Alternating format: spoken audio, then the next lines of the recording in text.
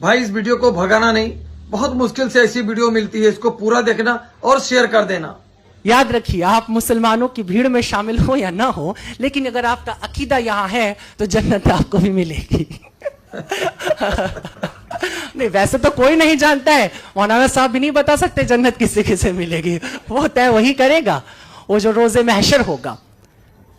पैगंबर साहब की जिंदगी की 3 बातें बड़ी खूबसूरत हैं और बड़ी कीमती हैं, जिसे पूरी दुनिया, जिससे मुझे लगता है मुतासिर होती है। उसमें पहली मैंने कह दिया कि ईश्वर में अगाध निष्ठा, ईश्वर के अतिरिक्त कुछ भी नहीं है। ये पहली बात है जो उनके कैरेक्टर से हमने सीखी और पूरी दुनिया को सीखना चाहिए, सीखती है।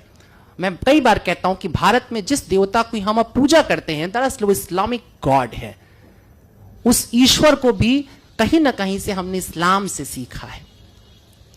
वो गॉड वैदिक नहीं है, अभी कुछ अलग है। हम मूर्तियां बना के रखते हैं, बात अलग है, लेकिन वो मूर्तियां कुछ ऐसे से हजी कहता है, यहां तो हर घर में एक काबा होता है।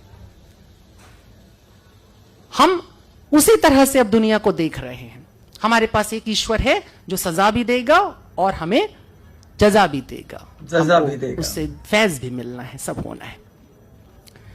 तो एक चीज है ईश्वर के प्रति 100% आस्था, और दूसरी बात जो उनसे सीखने जैसी है, मुझे लगता है कि अरब की उस जिस जगह की अभी आप चर्चा कर, बहुत अच्छी बात थी कि आपने सबसे पहले औरतों की दुर्दशा पे बात की थी। मैंने इस बात को कई बार कहा है कि यूं तो मेरा शादी ब्याह से सख्त विरोध है, मुझे लगता है ये दुनिया की सबसे ही बकवास परंपरा है, इसे खत्म हो जाना चाहिए। लेकिन फिर भी अगर कभी मेरा दिमाग फिर जाए और मुझे सचमुच शादी ब्याह करने की नौबत आ जाए, तो मैं हमेशा निकाह चुनूंगा, क्योंकि बड़ा खूबसूरत है। हिंदू क्या बड़ा झमेला है, वो एक साथ घुमा देते हैं आंख के चारों तरफ, 7 जन्म के लिए एक आदमी के साथ आपको बांध देते हैं, बड़ी मुसीबत है, छूट नहीं सकते। जहन्नुम हो जाए जिंदगी, लेकिन रहना वही है तुमको। ईसाई लोग भी हाथ पकड़ कहते हैं टिल डेथ, मरने तक हम साथ साथ रहेंगे। देखो ये सुनने में बड़ा अच्छा लगता है, जीने में बड़ा मुश्किल है। कई बार एकदम से मन बदल जाता है।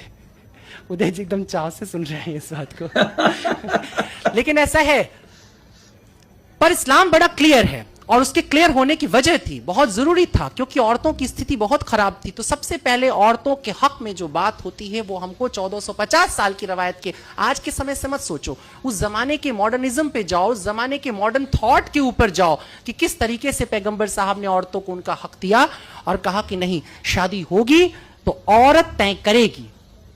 तय करेगी माने वो कबूल है बोलेगी तो कबूल, नहीं बोलेगी तो नहीं। और अगर कबूल है वो कहती है, तो ये भी वो तय करेगी कि ये कितनी इंश्योर्ड होने वाली है शादी।